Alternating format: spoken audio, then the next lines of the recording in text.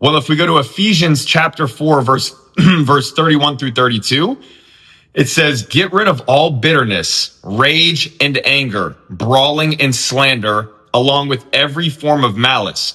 Be kind and compassionate to one another, forgiving each other just as in Christ God forgave you. So that's what the Bible tells us to do.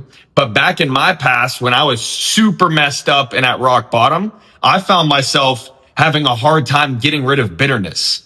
If you said something to me that I didn't like, I was angry for weeks. And I heard a pastor say one time, your anger for others isn't hurting them, but it is killing you.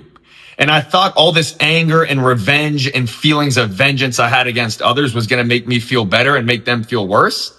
But what it was really doing was distancing me from Jesus, holding me down and keeping me at rock bottom. God doesn't want you to be angry. God doesn't want you to have rage. God doesn't want you to have anger. What he does want you to do is be kind and compassionate to one another, forgiving each other just as in Christ God forgave us. So that's why it matters. If God says it matters, then it matters. And you need to change how you act. And you need to reflect on what you're doing, how you're feeling, and what's the position of your heart.